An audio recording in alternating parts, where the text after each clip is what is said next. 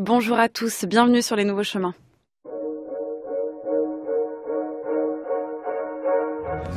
Okay, the elements, part one, fire, take one.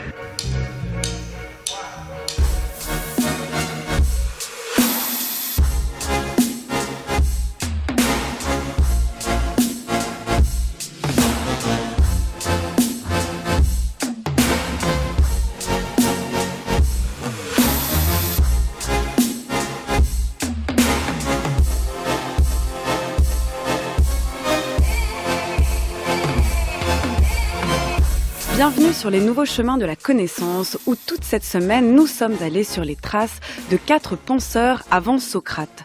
Après Parménide lundi, Anaxagore mardi et Héraclite hier, place à notre dernier présocratique, Empédocle. Empédocle, ou le plus excentrique des présocratiques, celui dont Lucrèce évoquait l'esprit tout divin fait d'air, de terre, d'eau et de feu, celui qui a fait du cosmos un drame entre l'amour et la haine, celui dont la mort est devenue une légende. Et pour l'évoquer et nous présenter sa pensée, j'ai le plaisir de recevoir Anne Lorterme, professeure de philosophie à Charleville-Mézières, auteure d'une thèse sur Empédocle et Anaxagore, et auteure, avec Luc Brisson et Arnaud Massé, de lire les présocratiques disponibles au PUF. Bonjour et bienvenue à vous. Bonjour. L'imagination ne se contente pas d'un tableau, elle veut une figure de destin. Le feu est une figure de destin. Il naît, il meurt, il est un drame. Et voici que, comme l'eau des profondeurs, le feu appelle un vertige. Le feu est la plus grande image, la plus complète image de l'anéantissement.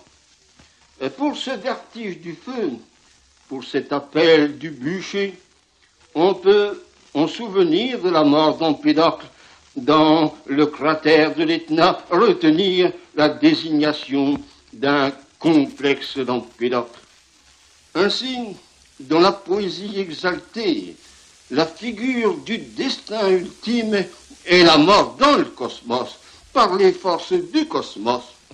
Nous touchons là un trait fondamental de la poésie des éléments.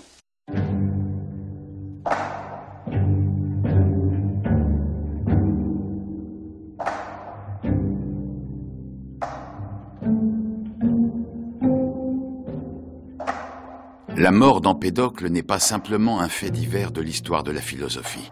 En effet, qu'est-ce qui maintient l'image d'Empédocle dans la vie spirituelle de tout songeur de la vie et de la mort, de tout rêveur de feu? Ce n'est assurément pas l'histoire des péripéties d'une vie sociale, ce n'est pas non plus la philosophie dispersée dans les fragments d'une pensée philosophique que l'on désigne mal comme une philosophie première, non. Empédocle est une des plus grandes images de la poétique de l'anéantissement. Dans l'acte empédocléen, l'homme est aussi grand que le feu. L'homme est le grand acteur d'un cosmodrame vrai. Le drame d'Empédocle ne se décide pas dans une dialectique du oui ou du non. La négation opère sur des idées, jamais sur des images. Les dialectiques d'interprétation se multiplient. Se vouer au feu, n'est-ce pas devenir feu? Ou bien se vouer au feu, n'est-ce pas réussir à devenir rien? Grand passage de la majesté de la flamme à la majesté du rien? Ou bien encore ce grand feu, ce feu total, n'est-il pas le garant d'une totale purification? Mais être purifié, n'est-ce pas une garantie de renaître? Quelque espoir de phénix n'est-il pas au cœur du philosophe?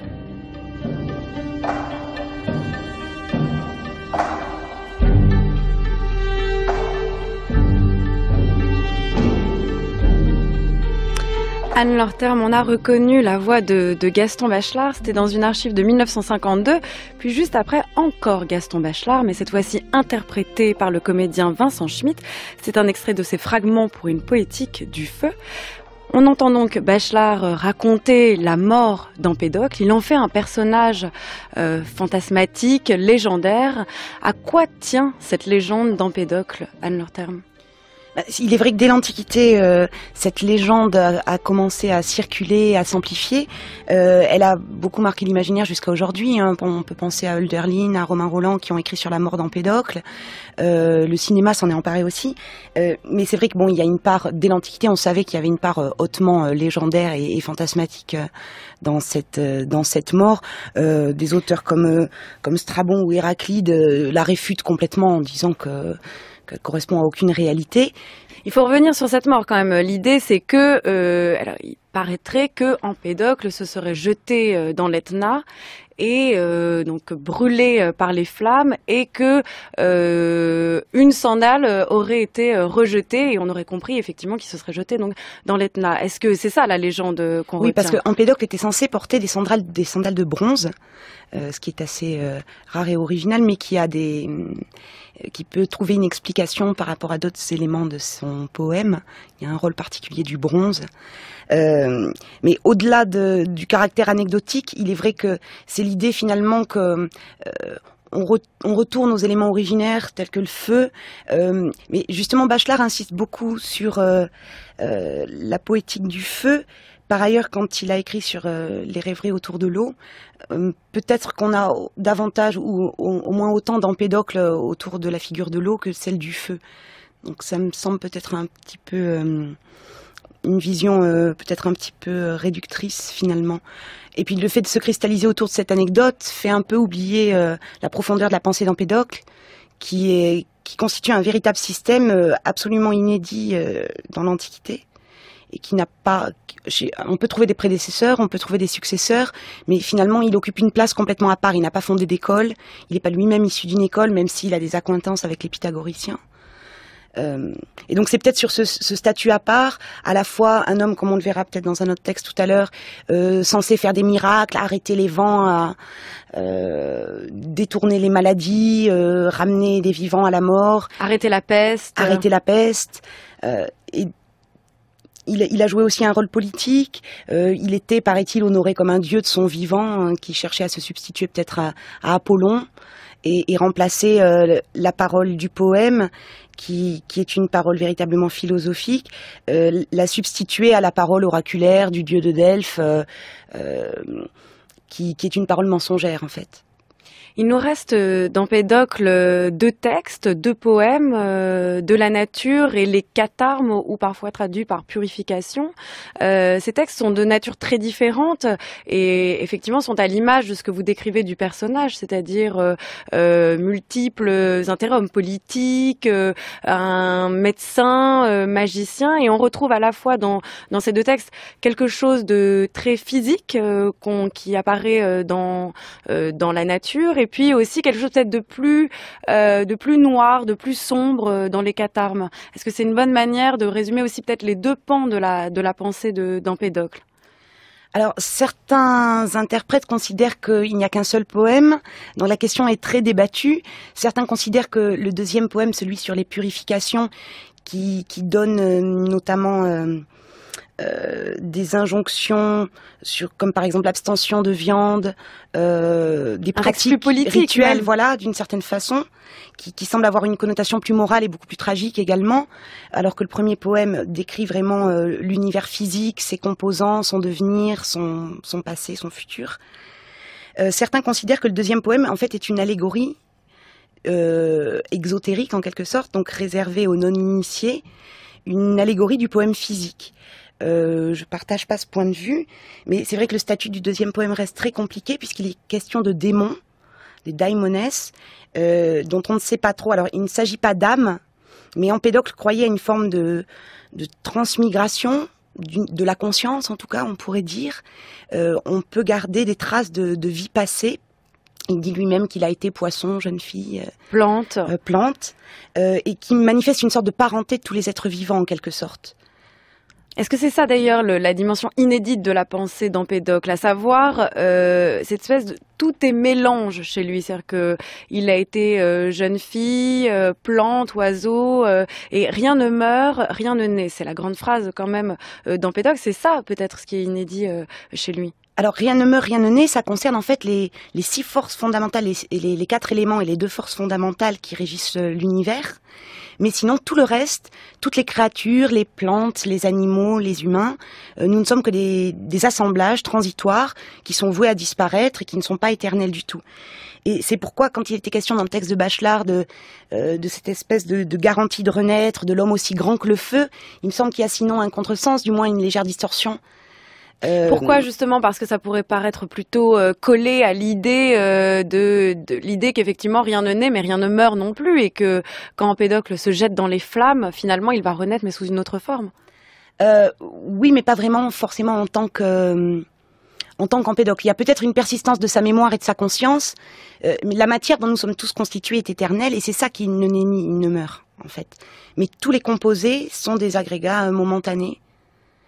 Et qui ne sont pas voués à renaître en tant que tels. C'est-à-dire c'est pas une transmigration non plus à la façon de Platon.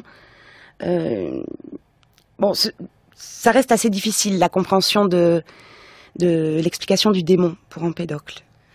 En quoi sa pensée est-elle inédite selon vous?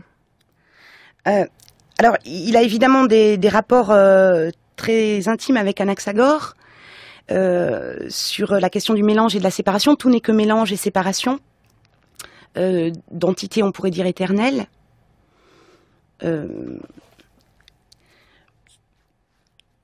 D'entité éternelle.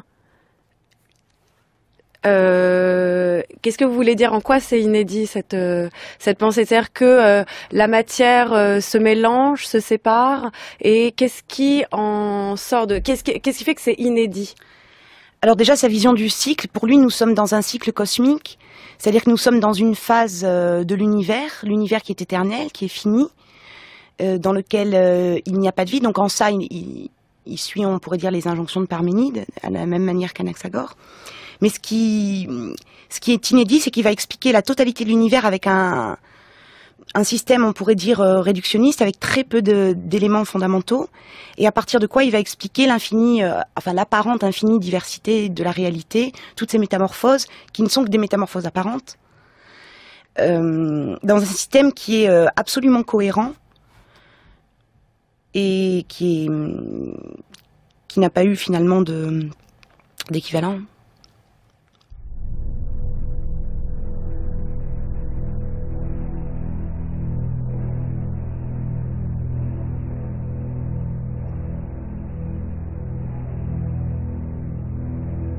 Personne ne sait quelle fut sa naissance, comment il vint sur terre. Il apparut près des rives dorées du fleuve Acragas, dans la belle cité d'Agrigente, un peu après le temps où Xerxès fit frapper la mer de chêne. La tradition rapporte seulement que son aïeul se nommait Empédocle. Aucun ne le connut. Sans doute il faut entendre par là qu'il était fils de lui-même, ainsi qu'il convient à un dieu. Mais ses disciples assurent qu'avant de parcourir dans sa gloire les campagnes de Sicile, il avait déjà passé 4 existences dans notre monde, et qu'il avait été plante, poisson, oiseau et jeune fille. Il portait un manteau de pourpre sur lequel retombaient ses longs cheveux. Il avait autour de la tête une bande d'or, aux pieds des sandales d'airain, et il tenait des guirlandes tressées de laine et de laurier. Par l'imposition de ses mains, il guérissait les malades et récitait des vers à la façon homérique avec des accents pompeux, monté sur un char et la tête levée vers le ciel. Une grande troupe de peuple le suivait et se prosternait devant lui pour écouter ses poèmes. Sous le ciel pur qui éclaire les blés, les hommes venaient de toutes parts vers Empédocle, leurs bras chargés d'offrandes. Il les tenait béants en leur chantant la voûte divine, faite de cristal, la masse de feu que nous nommons soleil, et l'amour, qui contient tout, semblable à une vaste sphère. Tous les êtres, disait-il, ne sont que des morceaux disjoints de cette sphère d'amour où s'insinua la haine. Et ce que nous appelons amour, c'est le désir de nous unir et de nous fondre et de nous confondre, ainsi que nous étions jadis, au sein du Dieu globulaire que la discorde a rompu.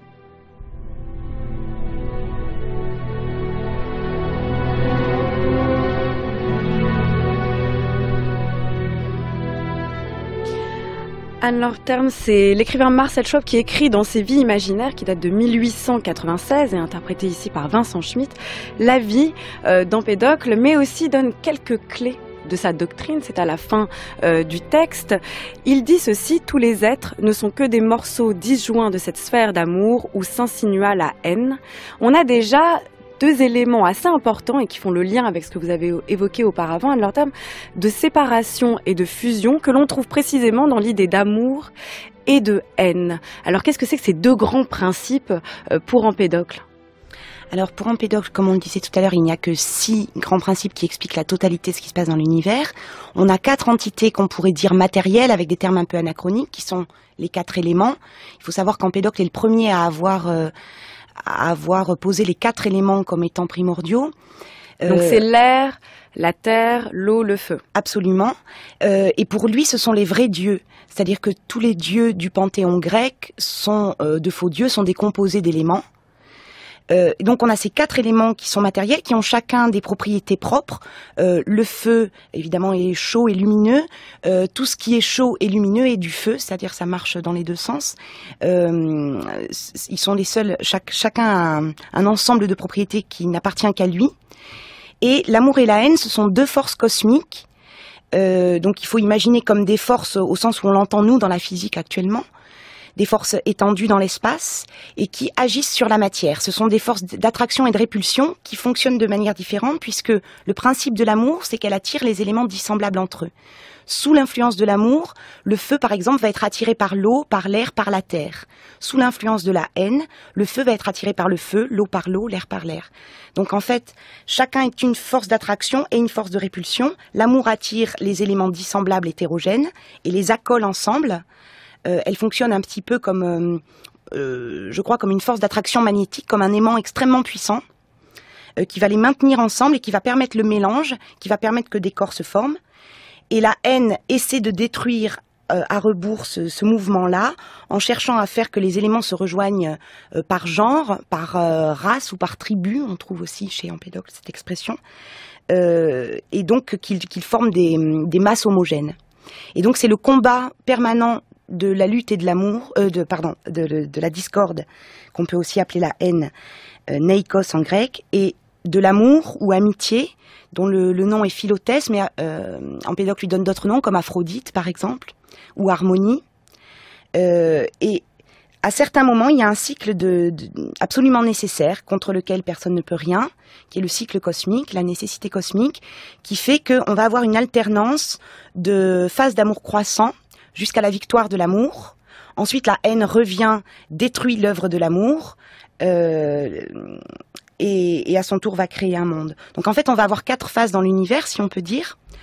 Alors on peut partir arbitrairement de n'importe laquelle, puisque c'est un cycle... À la fin du texte de Schwab, il dit effectivement, il parle de cette vaste sphère comme une vaste d'amour où s'insinua la haine. Ça veut dire qu'on avait comme peut-être au départ, alors je ne sais pas s'il y a vraiment de départ, justement, c'est une question peut-être à poser en Empédocle, mais en tout cas, on peut partir du principe qu'il y a une sphère d'amour unie, qui va être disjointe par l'action de la haine. Absolument, c'est ce que décrit le fragment 35, le moment où la haine, à nouveau, va entrer dans la sphère. Alors, Empédocle lui donne un nom inédit, puisque il l'appelle le Sphiros, ce qui est un néologisme. Sphiros, c'est quoi alors? Qu'est-ce que ça veut dire? Alors, Sphiros, c'est un dieu, c'est-à-dire c'est le seul dieu mortel. On a les 4 dieux immortels que sont les éléments, ces 2 dieux immortels que sont l'amour et la haine, qui sont en interaction. Et on a un dieu mortel, éphémère, qui est le Sphiros, qui en fait correspond à la victoire de l'amour. Quand l'amour a réussi à mélanger toute la matière, à accoler tous les éléments ensemble, dans une espèce de ce qui pourrait ressembler à une fusion, mais qui en réalité n'en est pas une, puisque les éléments sont éternels, ils sont immortels, on ne peut pas porter atteinte à leur intégrité. En gros, ou bien ils s'accolent entre eux, avec leurs dissemblables, ou bien ils s'accolent uniquement avec leurs semblables. Donc, le Sphiros n'est pas premier, puisqu'on est dans un cycle éternel qui n'a ni commencement ni fin, qui ne s'arrêtera jamais. Par conséquent, on peut commencer à parler du cycle cosmique à partir de n'importe quelle étape. Prenons le Sphiros en premier. C'est ce que fait Aristote d'ailleurs pour le rapprocher d'Anaxagore, qui commence sa cosmogonie avec un état immobile de mélange. Et on pourrait dire que le Sphiros, d'une certaine façon, ressemble un petit peu à ça. Sauf que le mélange d'Anaxagore est infini, et le Sphiros d'Empédocle, comme son nom l'indique, c'est une sphère finie. qui peut d'ailleurs évoquer la sphère de Parménide, qui n'est pas sans la rappeler. Au moment où l'amour a réussi à unifier la totalité de la matière par cette espèce de force magnétique qui donne à la totalité de la matière finie la forme d'une sphère, la haine a été reléguée à l'extérieur des éléments. Donc on peut l'imaginer comme une espèce d'écorce, de couche qui tourne autour éventuellement de la sphère, qui attend son heure. Le mélange de la sphère est parfaitement immobile, tous les éléments sont absolument collés, presque coagulés, caillés, ce sont les mots qu'emploie Empédocle par ailleurs pour désigner son mélange. Ils sont imbriqués comme des pièces de puzzle minuscules dans un tout qui a l'apparence d'une homogénéité, mais qui en réalité n'est pas homogène puisqu'il est constitué toujours des 4 éléments. Qui sont indestructibles et par là même en fait sont conservés tels quels dans cette sorte de mélange, mais restent les mêmes. Oui, restent les mêmes, et il faut savoir que les éléments par eux-mêmes pensent. L'amour aussi est cause de pensée, et donc finalement ces éléments qui sont dans le mélange le plus intime possible se connaissent tous les uns les autres, jouissent de leur présence mutuelle, et c'est pourquoi le Sphaïros est dit se réjouir de sa solitude. Solitude, pourquoi? Parce que la haine a été exclue, et il n'y a plus rien qui sépare les éléments. On est dans une sorte d'harmonie totale, universelle, sans plus aucune séparation et d'une compréhension mutuelle du tout par lui-même. Mais alors il faudrait distinguer plusieurs choses, Anne-Laure Temser, que déjà le Sphaïros, la manière dont vous le décrivez à partir d'Empédocle semble être un état plus qu'un élément, un moment du cycle, et l'idée en fait que ce soit un dieu au même titre que l'amour et la haine et que les 4 racines, les 4 éléments fondamentaux, empêche effectivement de clarifier ce que chacun, les effets que les uns et les autres opèrent sur les autres justement. Donc par exemple les 4 éléments, on va dire c'est ce qui constitue la matière, et l'amour et la haine, est-ce qu'on peut dire que c'est les principes de mouvement, d'action sur cette matière même? Oui, on pourrait, en termes aristotéliciens, se le représenter de cette façon-là. Les éléments ne sont pas non plus absolument passifs. C'est pas une matière inerte ou une matière morte, puisque déjà ils ont des propriétés actives, chacun d'entre eux. Le feu, par exemple, va avoir le pouvoir de pétrifier, de geler. Alors ça peut nous paraître un peu paradoxal, mais quand il était dit tout à l'heure dans le texte que le ciel était congelé, en fait c'est de l'air qui a été durci par le feu, un petit peu à la manière dont procède un potier qui va mettre de la terre glaise humide à évaporer et qui va la durcir au moyen du feu. C'est d'ailleurs comme ça que l'action de l'amour est décrite par certains fragments. L'eau va avoir des propriétés liantes, agglutinantes, qui en font d'ailleurs un peu l'allié de l'amour, tandis que le feu serait plutôt un peu l'allié de la haine par ses propriétés. Donc les éléments ne sont pas purement passifs, mais on peut dire effectivement que amour et haine sont des causes de mouvement. Un grand commentateur d'Empédocle, Denis O'Brien, avait essayé de montrer que l'amour était cause de repos, mais il me semble que la manière dont je le conçois comme une force d'attraction magnétique, c'est finalement un repos en quelque sorte forcé, un petit peu comme ce que nous on conçoit comme l'énergie potentielle, comme l'immobilité d'un corps retenu par un obstacle qui ne va pas tomber à terre. D'une certaine façon, l'amour est une force de repos, mais active. Comme dans l'amour, en fait, finalement. Comme quand on est amoureux, par exemple. Oui, parce que, évidemment, le terme peut l'évoquer, même si Empédocle, en fait, emploie un mot particulier pour dire l'amour. C'est-à-dire, il n'emploie pas philia ou philié, qui serait le mot auquel on s'attendrait en grec. Il parle de philotès, ce qui est une manière de substantifier encore autrement le terme, de le personnifier. Il appelle aussi Aphrodite harmonie.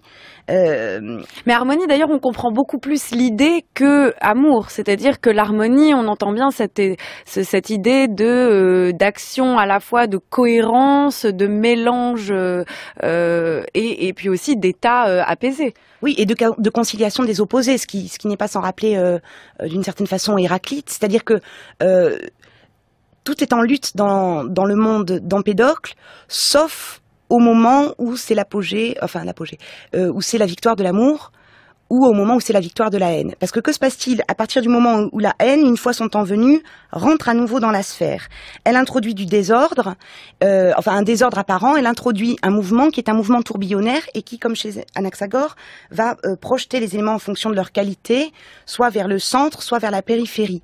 Et là, c'est notre monde qui se forme. En fait, nous sommes dans le monde de la haine croissante. C'est-à-dire nous, là, êtres humains. Oui. Le monde dans lequel nous vivons et nous parlons actuellement, ce monde-là est voué à se disloquer quand la haine aura fini son travail, c'est-à-dire quand elle aura réussi à former 4 masses pures d'éléments.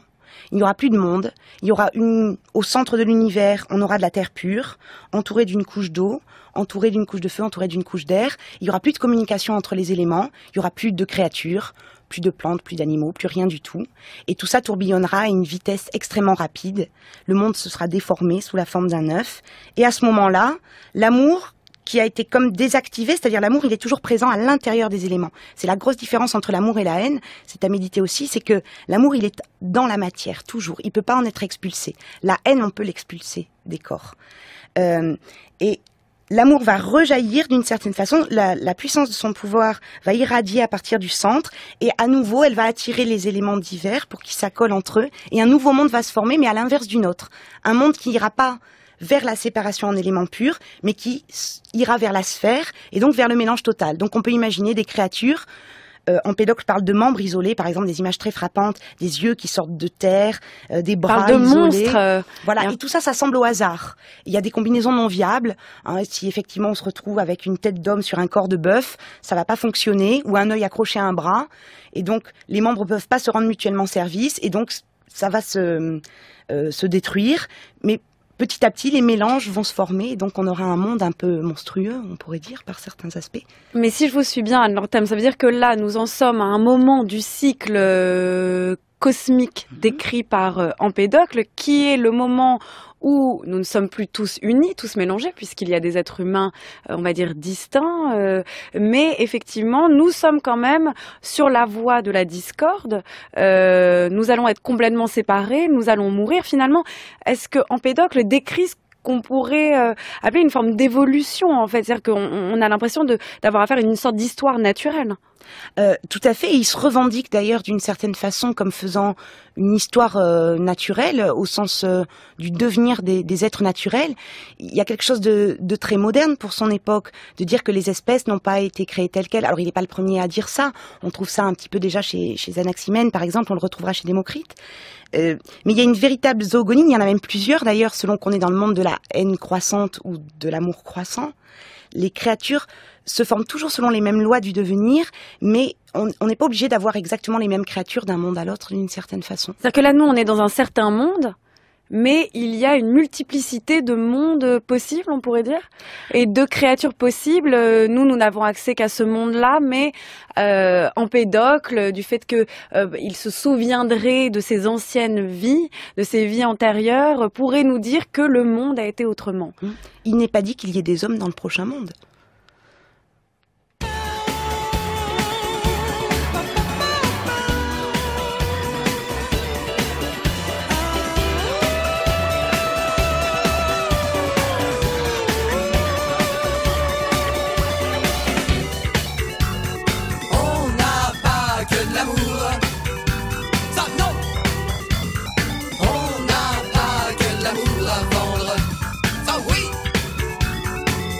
Il y a plein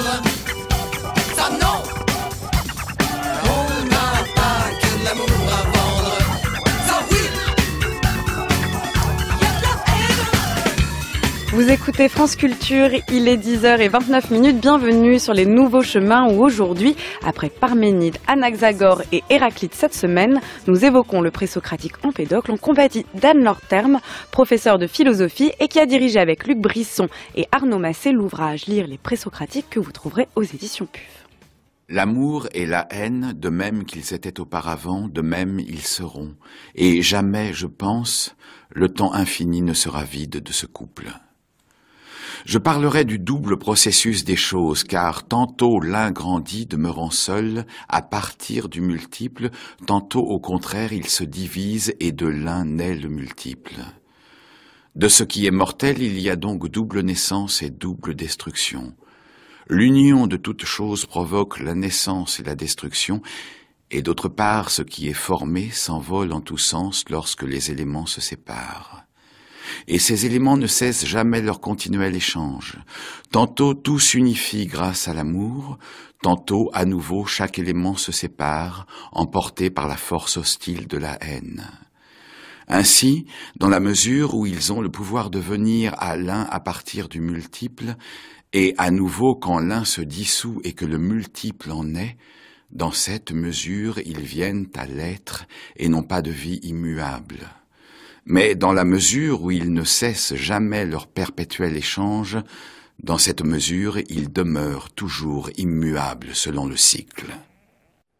L'amour et la haine, ce couple éternel, Anne Lorterme, c'est ce que dit en tout cas Empédocle dans les fragments 16 et 17 des Purifications, interprétés encore par le comédien Vincent Schmitt. Alors, il faut quand même s'arrêter sur l'idée d'amour et haine. Alors, effectivement, les termes grecs ne disent pas, sont peut-être plus ambigus ou peut-être plus pleins, moins connotés en tout cas que l'amour et la haine pour nous, en fait, qui évoquent les passions, en fait, amoureuses, tout simplement, à savoir ce qui d'un côté attire les êtres humains et d'un autre côté ce qui effectivement les sépare. Mais peut-être que c'est la meilleure manière de comprendre comment le monde se forme. Empédocle aussi met les mêmes connotations que nous y mettons spontanément. Un grec, en entendant les mots philotès naikos, y mettait les mêmes connotations qu'on pourrait dire psychologiques. Dans la suite du fragment 17 qui a été lu, Empédocle dit d'ailleurs les hommes ne voient pas l'amour en tant que tel, ils peuvent le concevoir par la pensée, le méditer par la pensée, mais ils le sentent dans leur jointure et nous sommes poussés par l'amour à accomplir les œuvres qui joignent, etc. Mais sachant que la reproduction sexuée, pour Empédocle, c'est une sorte de pis-aller, c'est-à-dire ça manifeste justement qu'on est dans le monde de la haine croissante, puisque l'amour qui pourrait agir directement, il accole directement les éléments dans un corps. Il les mélange comme par exemple l'eau et le vin. Alors que nous restons finalement des individus avec notre intégrité. C'est l'amour qui fait que nous avons chacun un organisme qui se maintient et que notre corps ne se disloque pas en petits morceaux au fil de la journée. Donc nous restons finalement coagulés pendant un certain temps, puisqu'au final c'est la haine qui gagne, hein, notre corps va se décomposer en petits morceaux. Mais finalement la force d'amour, elle se manifeste par une attraction à distance. Elle essaie autant que faire se peut de rapprocher les corps, même les corps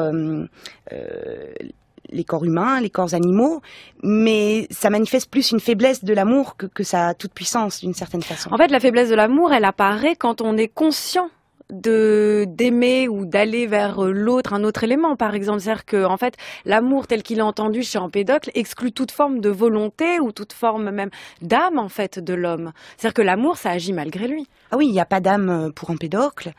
Clairement, et on ne peut rien faire pour contrer la puissance de l'amour ou de la haine, puisque c'est un cycle de tout ça c'est dû à la nécessité cosmique. C'est une nécessité absolument infrangible, on pourrait dire. C'est là où l'amour et la haine non plus, par contre, cette connotation humaine et passionnelle. C'est-à-dire que même si on empathie, il y a une manière d'agir sur ces passions. Alors on a quand même un libre arbitre limité, mais on peut faire le choix de résister à la haine, ou on peut faire le choix de l'amour. Alors évidemment, ça changera pas au final la destruction de notre univers, voilà. Mais ça pourra changer notre existence. Par exemple, la condamnation par Empédocle de la consommation de viande. Qu'on trouve dans les Purifications. elle est liée à plusieurs choses. Déjà, au fait que pour Empédocle, la pensée chez l'être humain se trouve dans le sang. Ça, c'est quelque chose de très original qu'on ne trouve chez aucun autre penseur. C'est une sorte d'harmonie du sang parce que notre sang est un mélange des 4 éléments en proportion presque identiques. Et ce qui fait qu'on retrouve dans notre sang, alors à quelques pourcentages près, pourrait-on dire, la même proportion élémentaire que dans le sphaïros. On a cette espèce de mélange presque homogène. Et si je dévore de la viande, je vais manger du sang et en quelque sorte je vais manger une pensée qui est l'œuvre presque la plus achevée possible de l'amour dans un monde tel que le nôtre. Oui, mais si la pensée est la forme la plus achevée et que finalement en mangeant du sang je me mange moi-même et tout, et qu'il n'y a pas de distinction entre de la matière et de la pensée, finalement tous les êtres sont à égalité chez Empédocle. Donc comment il arrive à établir cette distinction? Finalement on ne peut plus rien manger. On pourrait ne plus rien manger. Alors, il y a plusieurs choses. La première chose déjà, c'est que par rapport justement à l'amour et à la haine, il décrit un temps dans un fragment, l'âge de l'amour roi, où autrefois les hommes ne faisaient pas des sacrifices sanglants, c'est-à-dire que c'est aussi contre la religion de son temps qui s'élève, contre... on peut penser à Lucrèce quand il décrira de manière très tragique et abominable le sacrifice d'Iphigénie. Il y a quelque chose d'Empédocle là-dedans, sur cette idée que les hommes se massacrent mutuellement, se dévorent mutuellement, dévorent les plus belles créations finalement qui sont celles de l'amour, et ce faisant accélèrent la venue de l'âge de la haine peut-être. Et il y a quelque chose qu'on peut conserver aussi à méditer dans notre monde actuel, l'idée que finalement la haine, c'est ce qui rassemble les semblables. Et quand on s'isole entre, alors on pourrait dire pas seulement entre éléments, mais entre personnes identiques, quand on a une sorte de ségrégation, de discrimination, on est en train de faire le travail de la haine. L'amour, c'est justement d'aller vers ce qui ne nous ressemble pas. C'est l'attraction des contraires. C'est ça, c'est l'attraction des contraires. Et à partir de là, comment agir justement sur cette haine? C'est-à-dire qu'à défaut de jouer son jeu en allant vers ce qui nous est semblable, on ne peut pas travailler contre ça. C'est-à-dire que, vous l'avez dit, il y a un cours des choses, on ne peut pas vraiment lutter dessus. Néanmoins, vous avez dit qu'il reste toujours un peu en nous de l'amour. Et par contre, la haine, on peut travailler dessus. Mais alors, qu'est-ce qu'on fait? En fait, est-ce qu'on est voué à travailler dessus, mais en vain? Ou est-ce que effectivement, on ne fait rien en se disant que de toute façon, les choses se passeront ainsi? Alors, c'est pas complètement vain, et c'est justement ce que traite le deuxième poème d'Empédocle, celui des purifications, qui nous explique comment faire d'une certaine façon pour devenir des dieux bienheureux. Alors, le statut de ces dieux bienheureux est un petit peu difficile, mais disons qu'il est question, dans le fragment 115, d'un décret de nécessité, d'une espèce de faute qui aurait été commise par certains démons, alors par nous, d'une certaine façon, et qui fait que nous serions condamnés à errer sur terre. Empédocle, tu te souviens des paroles inconsidérées que tu as prononcées hier en plein marché? Comment? Et c'est pour ça que vous venez me relancer jusqu'ici? Nous n'oublions pas les injures qu'on ose faire à nos dieux. En fait d'injures, j'ai principalement retenu les tiennes à mon égard. À toutes tes ruses, j'opposerai ma conscience. Comment? Si j'énonce des évidences, ce sont des ruses. Et toi, quand tu mens, c'est ta conscience qui parle. Celui qui veut tuer son chien l'accuse de la rage. Allez vite, ton sac sorcier. Certes, Empédocle, ton verbe est souverain, personne ne le conteste. Ton génie et ton savoir aussi sont grands. J'ajoute à ces dons celui que tu as de subjuguer les foules. Vraiment. Ainsi, poussé par l'orgueil, tu as fini par te prendre pour un oracle. Tu te figures que les malheureux que tu endors si bien par des paroles vont te suivre jusqu'au bout de tes extravagances. Mais, vois-tu, moi, tu ne m'impressionnes pas. Ah non? Reconnais-le, Empédocle. Cette fois, tu as dépassé les bornes. Tu as insulté nos dieux. Tu as insinué que l'homme pouvait être son propre dieu. N'était-ce pas insinué en même temps que toi-même tu étais l'égal des dieux? Te sens-tu coupable, au moins? Comprends-tu à quel point tu t'es égaré? En somme, tu me reproches d'avoir choisi entre Dieu et l'homme. Longtemps, en effet, j'ai été préoccupé par le problème de Dieu. Maintenant, c'est le problème de l'homme qui m'intéresse d'abord. Empédocle, un conseil. Va-t'en loin d'Agrigente. Il en est temps encore. Il n'y a pas pour toi d'autre issue.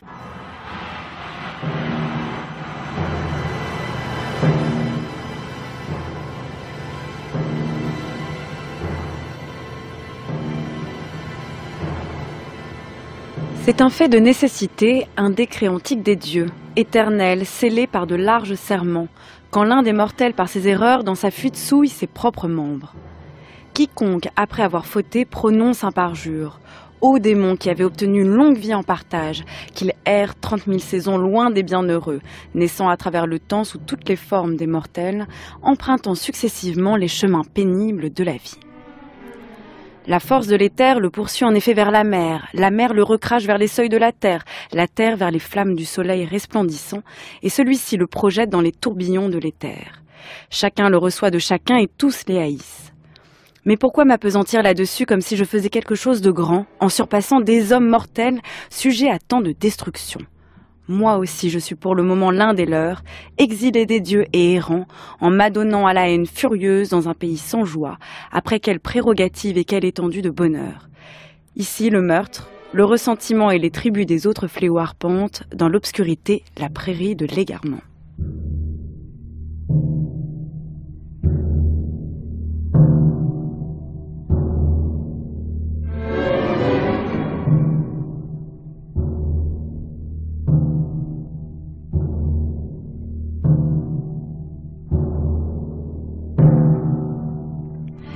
Anne Lorterme, je viens de lire justement le fragment que vous évoquiez à l'instant, à savoir le fragment 115 des Purifications, dans lequel il est question effectivement de ces âmes errantes, que sont des êtres errants, que sont les hommes, et effectivement comment agir à partir de là, comment atteindre le statut des bienheureux qu'Empédocle évoque dans ce texte. Alors déjà, comme vous venez de le souligner, c'est une sorte de punition de vivre. Notre monde est décrit comme une sorte de caverne, comme un souterrain, et il y aurait peut-être un endroit où des dieux bienheureux, eux, peuvent jouir d'autres prérogatives, c'est-à-dire vivre sans meurtre, sans fléau, sans maladie.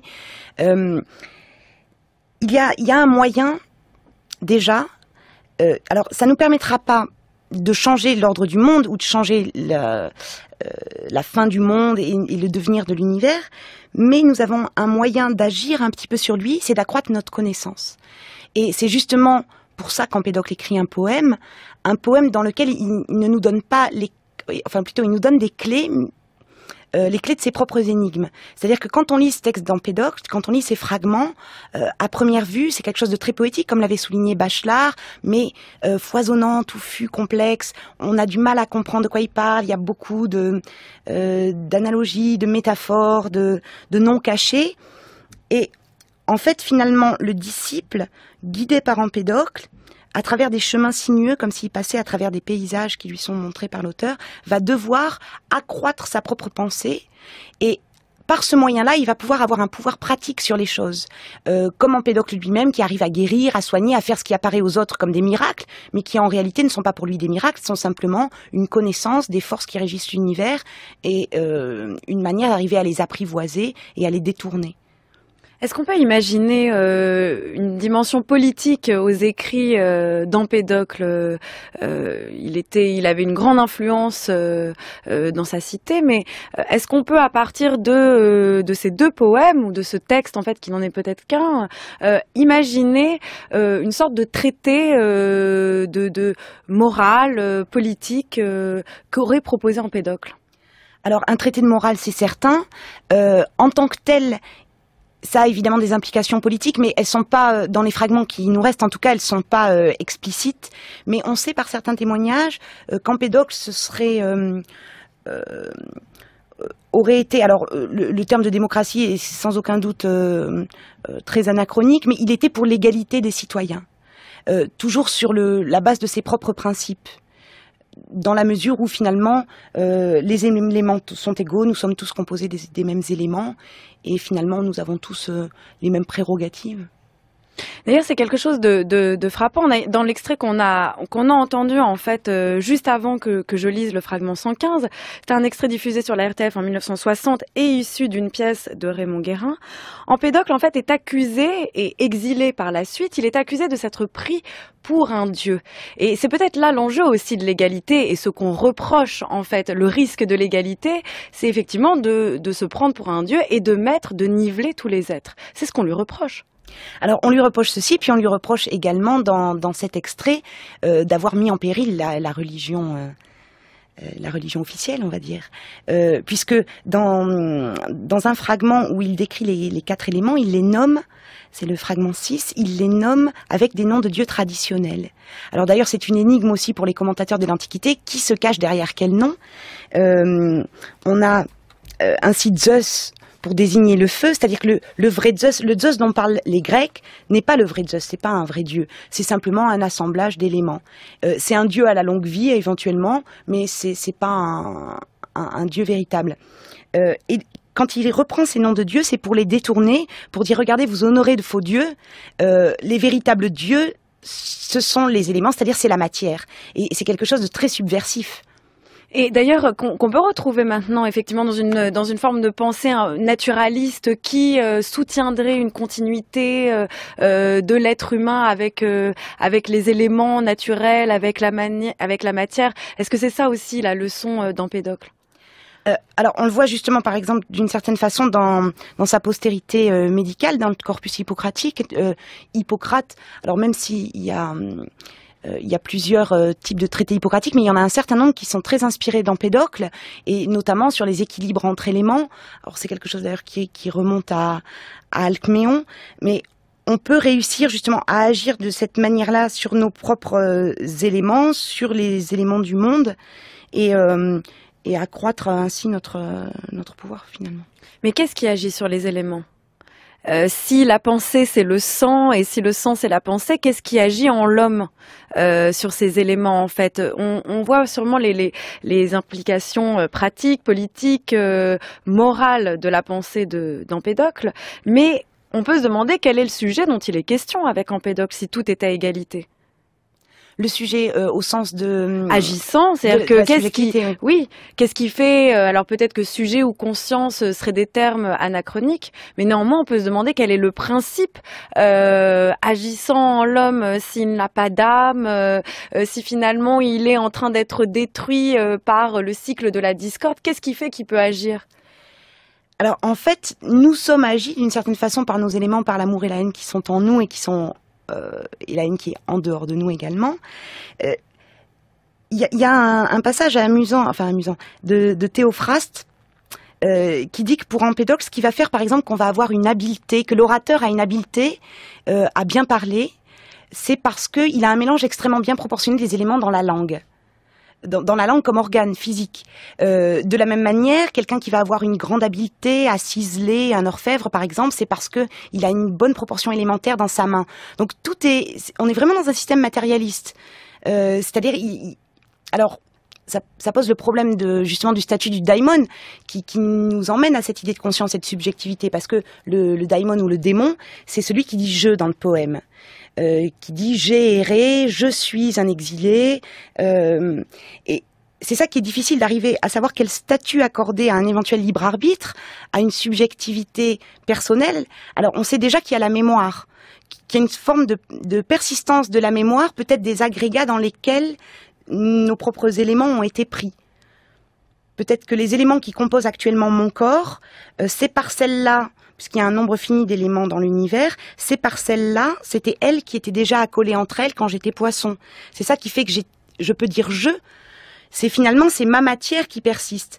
On a quelque chose qui fait penser un petit peu à ce que Schopenhauer dira bien plus tard dans Métaphysique de la mort, que ce qui fait que nous sommes indestructibles, c'est pas notre conscience individuelle, c'est pas notre subjectivité égocentrée, on pourrait dire, c'est la persistance de notre matière. La persistance de la matière faite de ces 4 éléments, comme on l'a dit, mais est-ce que, par exemple, chaque être a une manière, un assemblage, un mélange de matière qui est singulier ? Oui, le temps de sa vie, oui, d'une certaine façon, qui est singulier. Comme on disait tout à l'heure, l'orateur va avoir un mélange différemment proportionné. On va, en fait, à travers ces 4 éléments, Empédocle essaie de déployer l'infinité des possibles, et toutes les créatures qui peuplent la Terre, il nous les présente toutes comme aussi merveilleuses les unes que les autres. Il répète plusieurs fois de façon complètement ébahie que toutes ces créatures sont des merveilles à voir, la moindre plante, le moindre coquillage.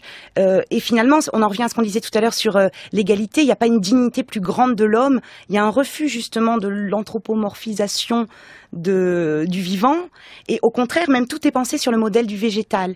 Et si dans le fragment qui a été lu tout à l'heure, le fragment 17, les choses croissent et poussent. Et on a vraiment une terminologie dans les fragments. Le mot germer, par exemple, le verbe blasteinen, les choses germent et poussent, et c'est comme ça qu'elles croissent. Et nous aussi, on peut faire germer et croître notre propre sagesse, notre propre pensée, ce que Empédocle appelle faire croître son diaphragme, ce qui passe par des exercices rituels, par aussi une maîtrise, par exemple, de sa respiration, de son propre corps. Et c'est comme ça qu'on va réussir petit à petit à augmenter notre compréhension du monde et donc notre pouvoir sur lui. Et c'est le fragment 100, c'est un des derniers fragments de la nature qui traite justement de la respiration comme une manière de... Alors on n'est même pas dans la métaphore, mais effectivement, la respiration, c'est la manière dont agit la pensée, dont l'homme pense et perçoit les choses. Oui, ça a un lien très fort puisque le diaphragme est engagé dans la respiration. Alors le diaphragme, nous, ça ne nous parle plus beaucoup comme contemporain, mais c'est vrai que dès Homère, on parle du diaphragme comme principe de vie, comme principe de pensée, comme on dirait d'une certaine façon, nous aussi, le cœur ou la poitrine pour désigner le siège des sentiments. Mais le diaphragme, c'est plus que ça, c'est... comme d'ailleurs on peut penser chez Platon, ça va être ce qui sépare deux âmes, là encore, hein, c'est une membrane essentielle qui coupe le corps. Avec le terme de diaphragme, comme ça, Empédocle nous montre que c'est par un contrôle physiologique qu'on va aussi avoir un contrôle de notre propre pensée.